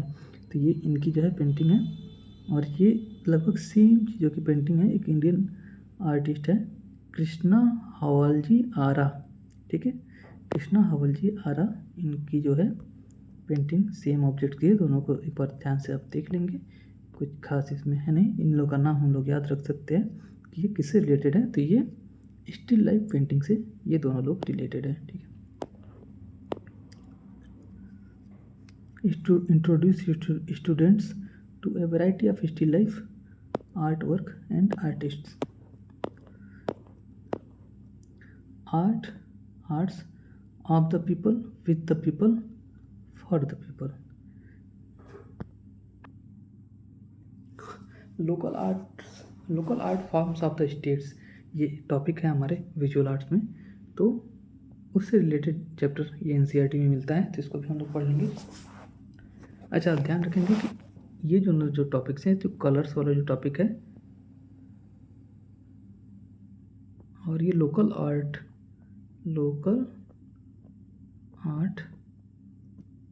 Forms वाला जो topic है, इसको अलग से मैं एक video बना के एनसीईआरटी के अलावा जो अदर सोर्सेज से नोट्स कुछ बन सकता है तो वो बना करके और मैं अलग वीडियो लेके आऊँगा। और अगर एनसीईआरटी में किसी चैप्टर में और अच्छे से ये टॉपिक्स दिए गए तो आप लोग कमेंट में बताइएगा। मुझे तो ढूंढने पे यही चैप्टर्स मिले, तो आप कमेंट में बता सकते हैं, उसको मैं पढ़ूँगा और अगर आप चाहें तो मैं वीडियो भी बना दूँगा उस पर, है ना। लेकिन अभी जो मेरे पास सोर्सेस मुझे मिले हैं वो मैं आपसे शेयर कर लेता हूँ। तो इस चैप्टर को देख लेते हैं, उसके पास ये लास्ट चैप्टर है, उसके बाद से फिर आगे वाले चैप्टर में अलग सोर्सेज से मैं ये दोनों टॉपिक्स जो है कवर कर लूँगा, ताकि ये अच्छे से कवर हो जाए, विजुअल आर्ट्स वाला पार्ट में कुछ बच ना जाए, और फिर हम दूसरे टॉपिक्स की ओर आगे बढ़ेंगे, ठीक है। चलिए, art has been a part of human life since pre historic times, है ना। Every artifact carries the voice and touch of other humans, forging a connection between them and us across the time, ठीक है। अगर हम पुराने ज़माने का कोई आर्ट हम देखते हैं तो उस आर्ट से उस टाइम का मैसेज हमें अभी तक मिलता है।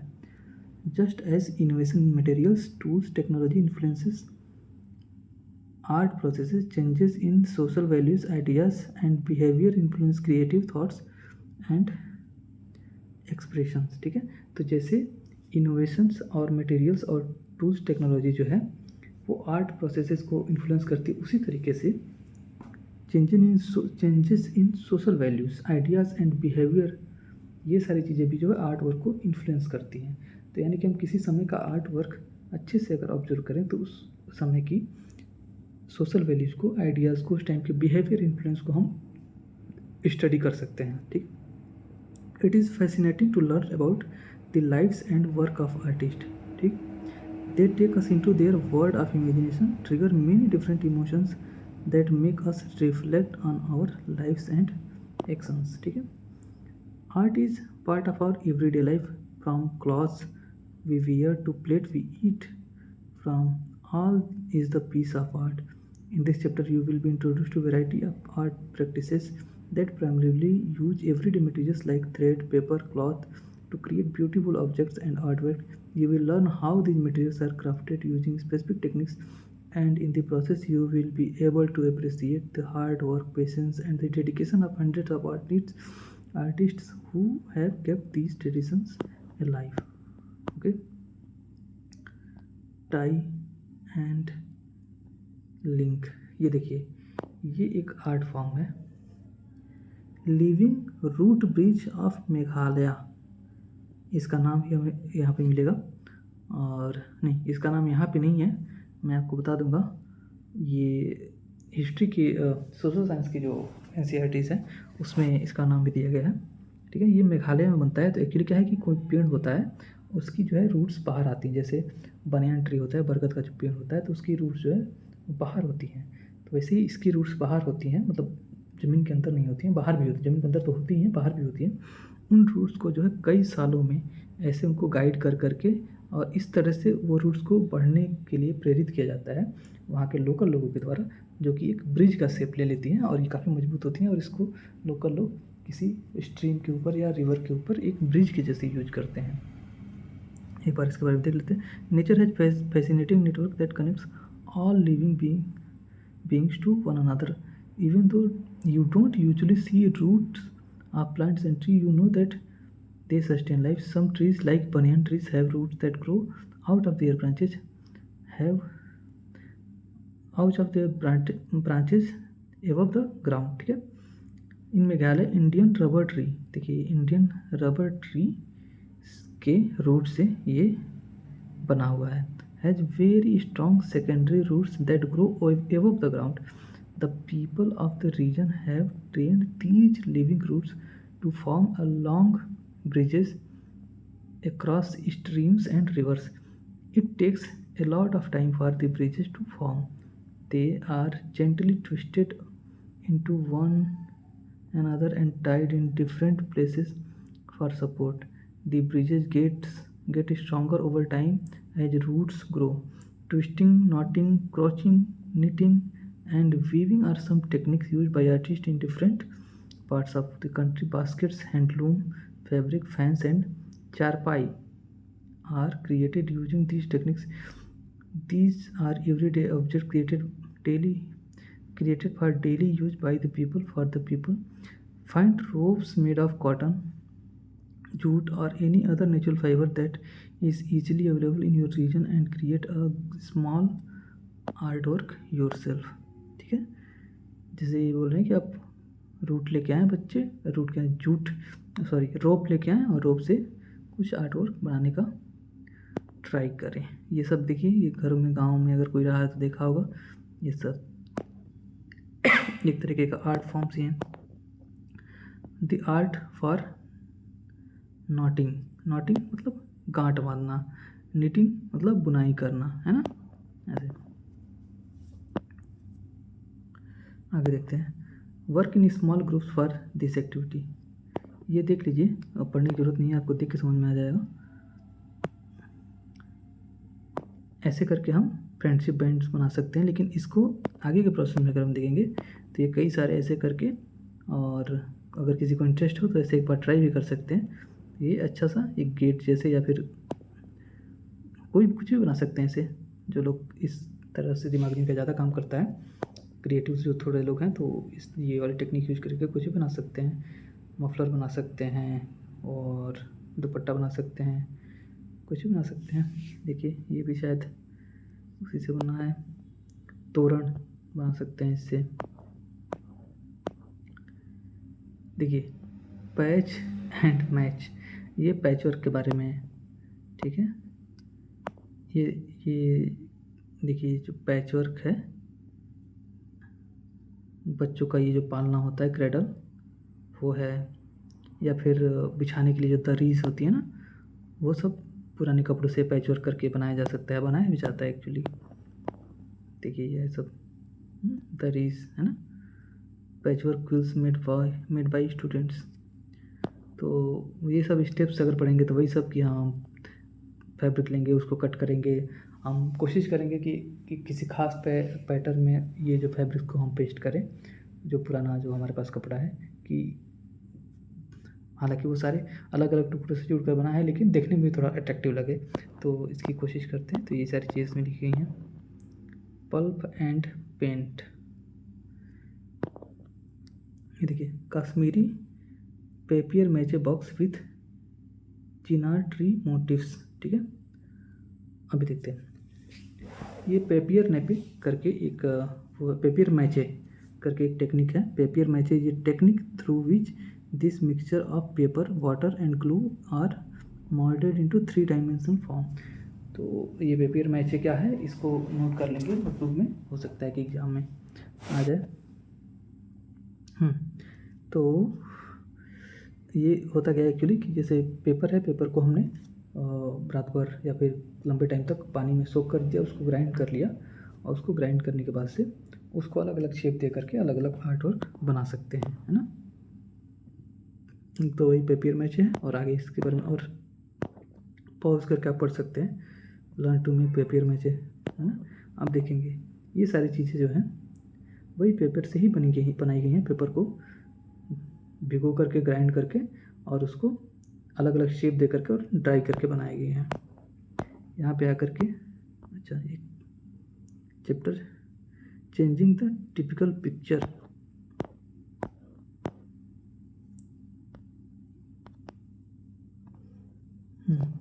तो ये वाले चैप्टर में भी अगर हम देखेंगे तो कलर्स के बारे में, एक मिनट,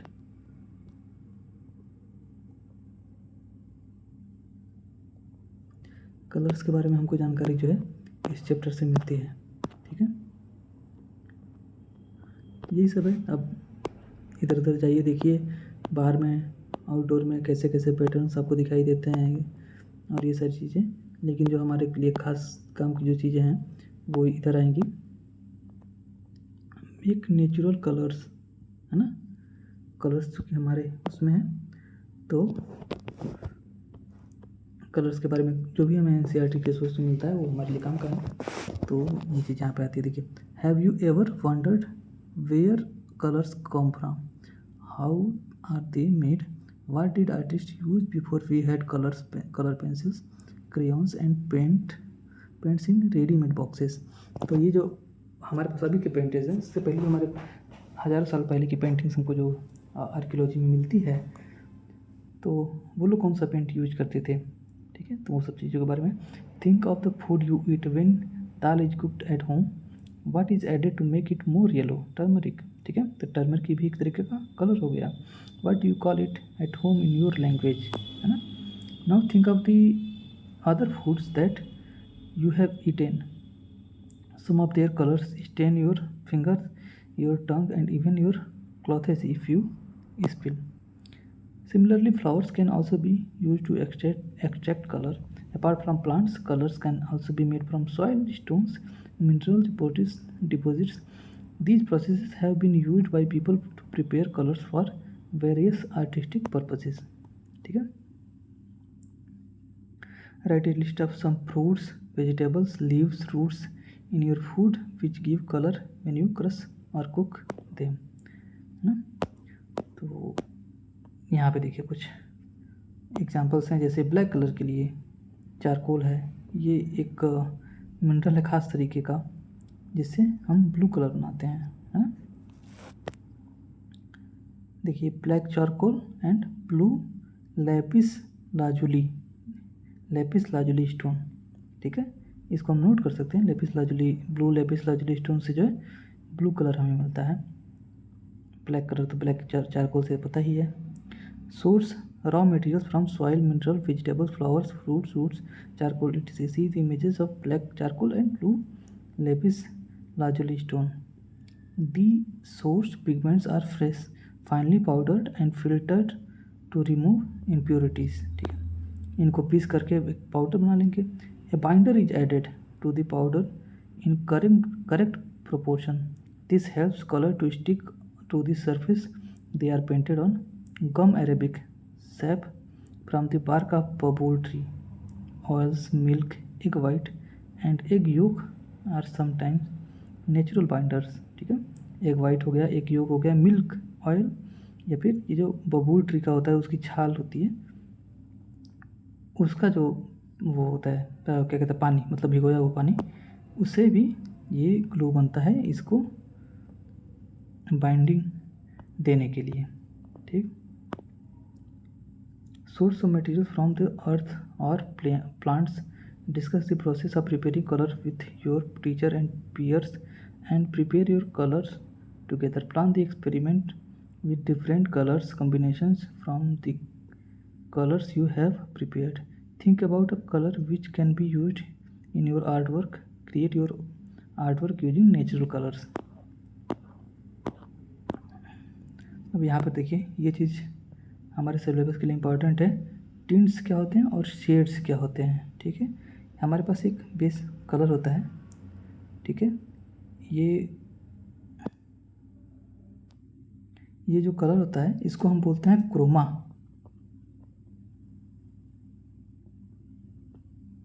जैसे ये रेड है, येलो है ना, रेड है, येलो है, ब्लू है, ये सारे जो कलर्स होते हैं ओरिजिनल कलर्स होते हैं, इनको हम बोलते हैं क्रोमा।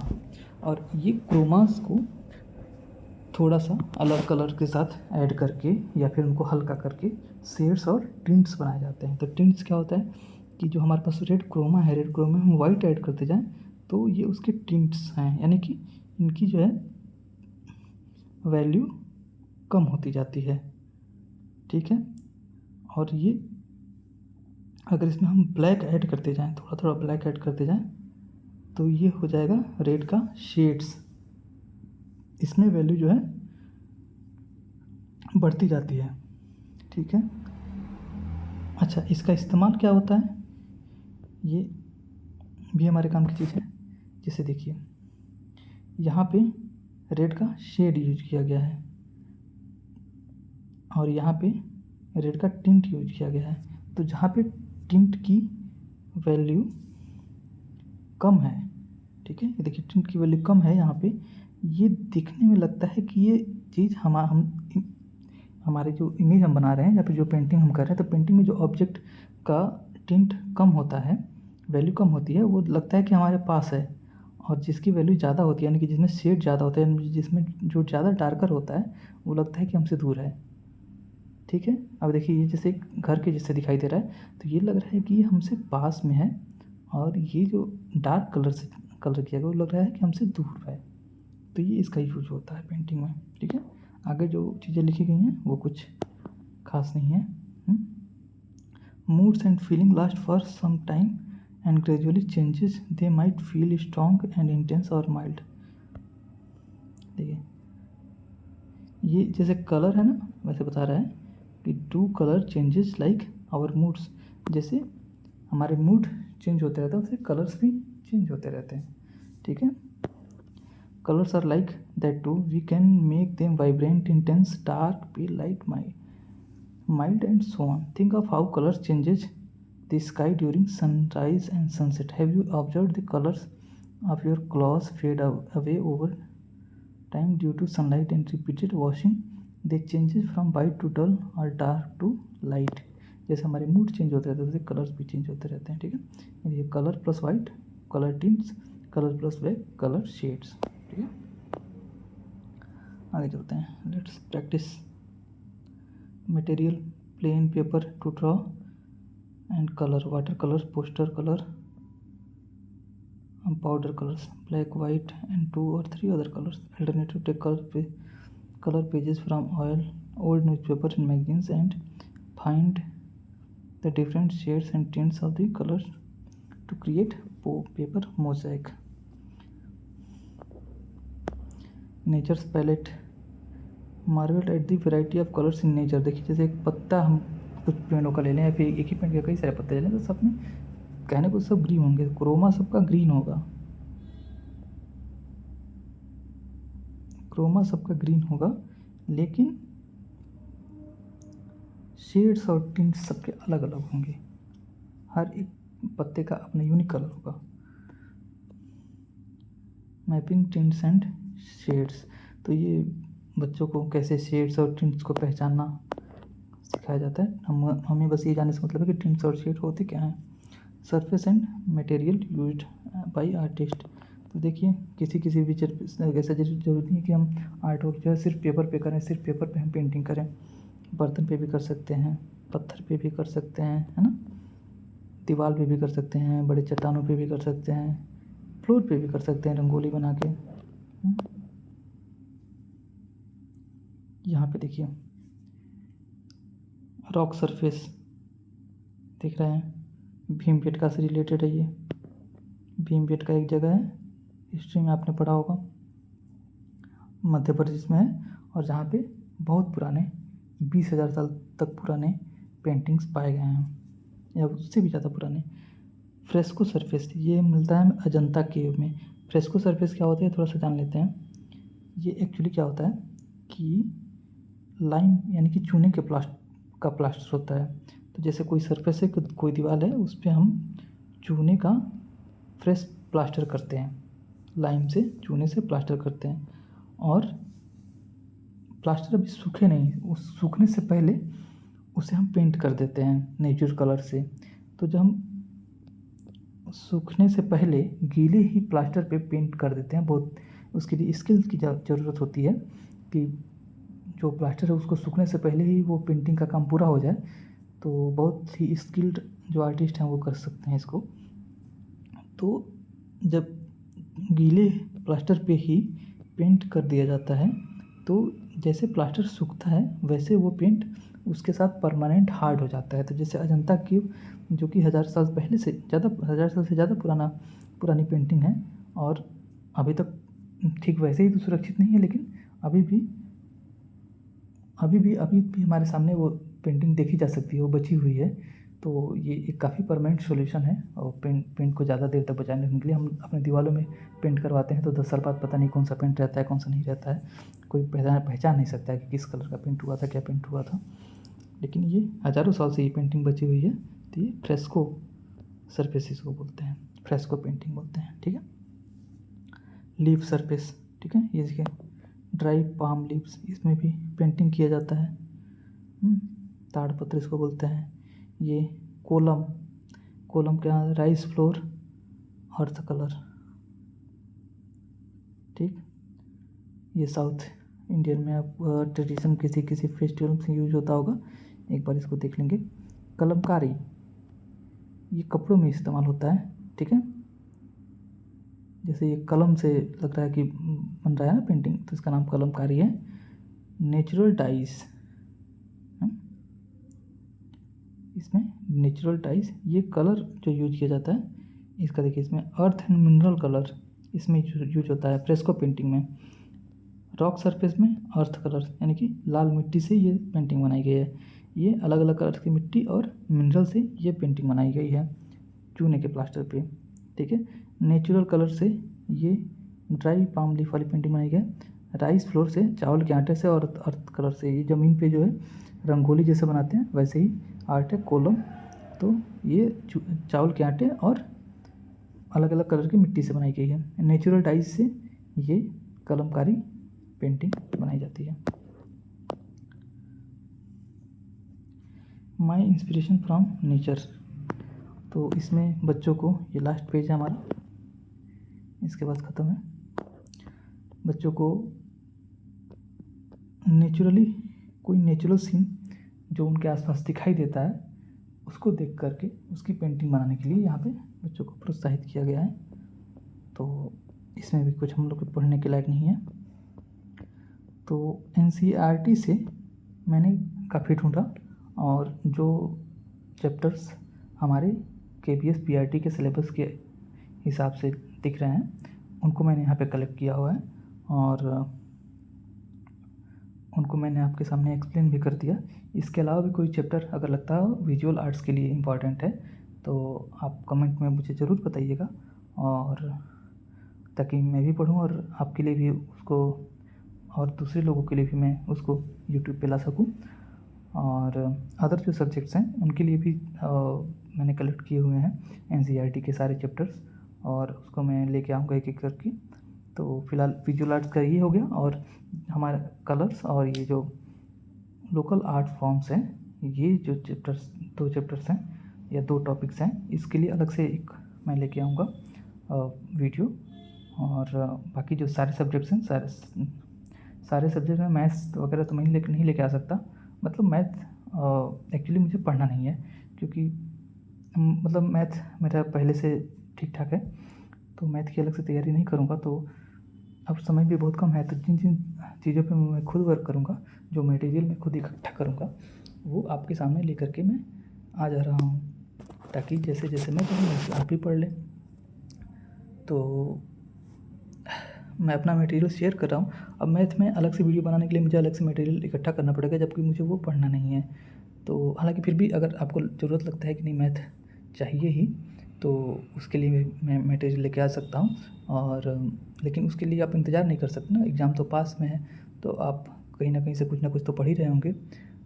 तो ठीक है, अब मैं बाकी सारे जो हिंदी इंग्लिश के टॉपिक्स हैं, ईवीएस के सारे टॉपिक्स मैंने कलेक्ट कर लिए हैं, और स्पोर्ट्स और योगा के भी टॉपिक्स मैंने देख लिए हैं। तो वो भी एक एक करके जल्दी ही लेकर के आऊँगा। और ठीक है, आगे हम लोग एक दूसरे के सहयोग से पढ़ने की कोशिश करेंगे। अगर आपने पूरा वीडियो देखा है तो थैंक यू, और लाइक कमेंट कर दीजिएगा, और कुछ सोर्सेस आप शेयर करना चाहते हो तो मुझे कमेंट ज़रूर कीजिएगा। मैं जल्दी ही अगला वीडियो लेके आऊँगा। Thank you.